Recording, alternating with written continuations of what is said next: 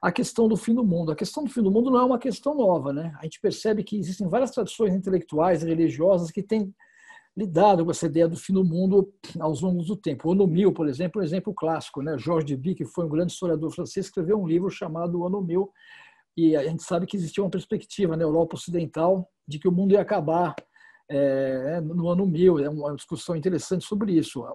Os próprios povos maias da Mesoamérica também. Então, essa ideia do fim do mundo não é uma ideia nova, né? Essa ideia, essa escatologia, assim, não é uma coisa que é uma coisa que está presente não só na tradição religiosa e intelectual ocidental, da corrente tributária, mas de outras populações, de outras maneiras de enxergar o mundo também.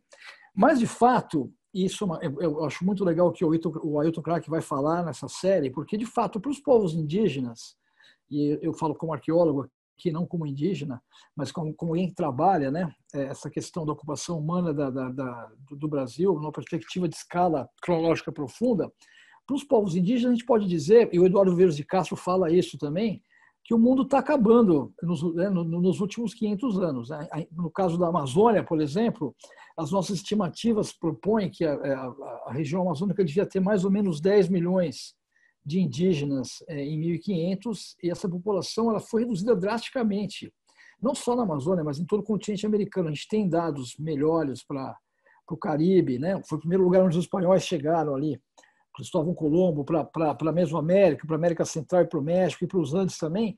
E as estimativas falam que nas primeiras décadas, isso está bem documentado no Caribe, Cuba, né, Santo Domingo, ali, 90% da população indígena pereceu nas primeiras décadas por causa da escravidão, das guerras e, sobretudo, por causa da propagação de doenças.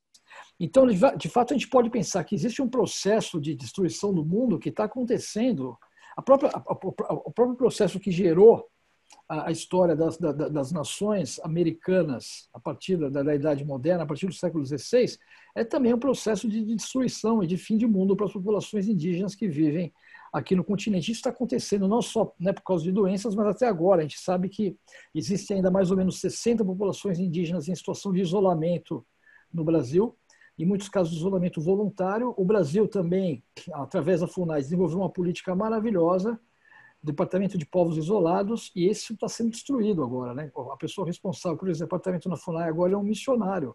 E nós sabemos que esses missionários evangélicos são os principais agentes que tentam induzir o contato com as populações indígenas em isolamento. Eu acho assim, se existe uma coisa que marca a época que a gente está vivendo hoje, é a ideia de extinção.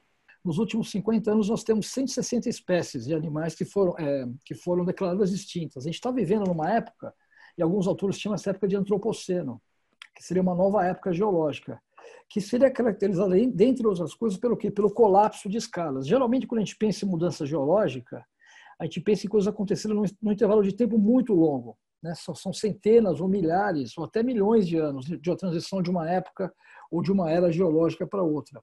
Mas nós, nas últimas décadas, estamos vivendo numa época onde a gente está vendo as mudanças geológicas, que têm a ver com o clima, por exemplo, são mudanças no ciclo cósmico, né, do planeta, estão acontecendo na nossa geração.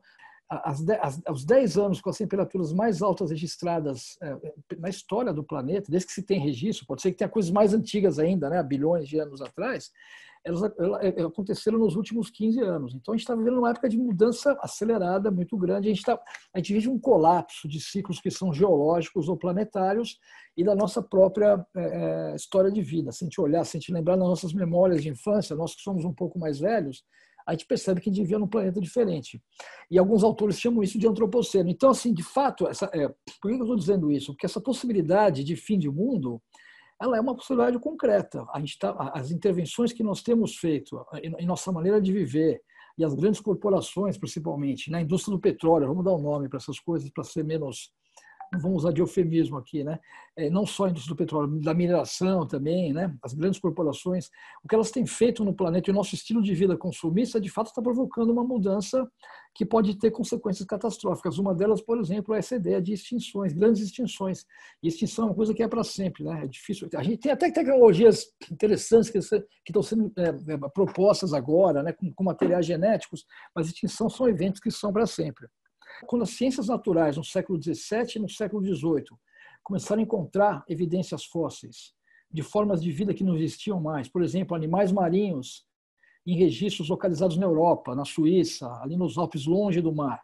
E essa constatação de que houve formas de vida que foram extintas, que viviam em locais onde elas não existiam mais, levou a uma mudança fundamental nas visões do mundo, levou a uma revolução no pensamento científico do século XVII e do século XVIII, uma mudança fundamental que, em última análise, levou, que é o questionamento das ideias, das narrativas que estavam presentes, as narrativas de criação de mundo que estavam presentes na Bíblia. Então, a ideia de extinção é uma coisa que é muito forte.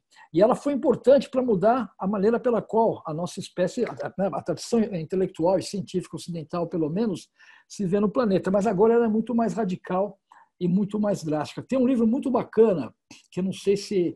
Ele foi traduzido para o português, chamado A Sexta Extinção, da Elizabeth Kolbert, que é uma jornalista norte-americana, que eu recomendo para quem quiser ler um pouco mais sobre isso. É um livro muito bacana, muito interessante, onde ela explora essas questões. Por que eu acho que a gente pode conversar um pouco sobre essas questões a partir da arqueologia? Porque em arqueologia a gente trabalha com o que eu chamo de história profunda, né? A gente trabalha com processos históricos que têm duração de centenas ou até milhares de anos, né? E em linhas muito gerais, a arqueologia permite para nós ter de uma maneira muito... Eu vou resumir uma coisa que é muito mais complexa, mas entender um pouco essa perspectiva histórica, a perspectiva da história da nossa espécie no planeta. Nós sabemos que a nossa espécie Homo sapiens, ou Homo sapiens sapiens, tem um debate, né? Ela surgiu, os fósseis mais antigos estão na África, com datas de mais ou menos 350 mil anos atrás. Nós sabemos que os nossos ancestrais, anteriores aos Homo sapiens, viveram na África há milhões de anos, né? O gênero Homo tem mais ou menos 2 milhões, um pouco mais, 2 milhões e meio de anos. Nossos ancestrais mais antigos têm 6 milhões de anos. Então, a gente pode contar uma história que ela tem milhões, literalmente milhões de anos de duração. E no nosso caso específico, nós sabemos que o continente americano ele foi ocupado, né? A gente sabe que a humanidade surge na África. Nós temos 2 grandes levas de população que saem da África, uma mais ou menos 2 milhões de anos, outra que sai depois, 150 mil anos atrás, chega na Europa, que é a nossa espécie, Homo sapiens. E essa segunda leva, ela encontra outros hominídeos vivendo, por exemplo, os neandertais que já viviam ali na Europa, né? Mas ela se espalha pelo planeta e chega até as Américas. A gente sabe hoje em dia, graças aos dados genéticos, que a nossa espécie Homo sapiens, ela se reproduziu, né? A gente tem prole, nós temos a evidência genética da gente, né? de neandertais e outros hominídeos também, denisovanos, né? Nós somos mestiços, né? A mestiçagem é uma coisa que caracteriza a humanidade desde há milhares de anos atrás. Mas essa população chega aqui nas Américas há mais ou menos uns 30, 25 mil anos atrás. E aqui na América do Sul, no Brasil, a gente sabe que tem gente vivendo, ancestrais dos povos indígenas, né? Há mais ou menos uns 25 mil anos atrás. Então, assim, quando a gente fala em história a partir da arqueologia, a gente fala em coisas de milhares de anos. É muito difícil de falar, a gente pode até falar em eventos de algumas décadas ou de alguns anos em arqueologia, mas pelo menos o tipo de arqueologia que eu faço é uma arqueologia que trabalha com esses grandes intervalos cronológicos. E aí, o que é interessante isso? Porque a gente consegue, a partir dessa perspectiva, quando a gente pensa em arqueologia, a gente pensa muito em objetos, né? Objetos de pedra lascada, pedra polida, arquitetura também. Mas o que a arqueologia tem de interessante, o que era um problema epistemológico para a arqueologia durante muito tempo e virou uma vantagem hoje, é que ela é uma ciência, eu sei que esse termo é meio batido aqui, mas ela é transdisciplinar ou multidisciplinar, né? Ou interdisciplinar, né? Vou falar transdisciplinar aqui. Nós, arqueólogos, a gente tem um pé em cada canoa, a gente tem um pé nas ciências naturais e um pé nas ciências sociais, muito parecido com a geografia também, né?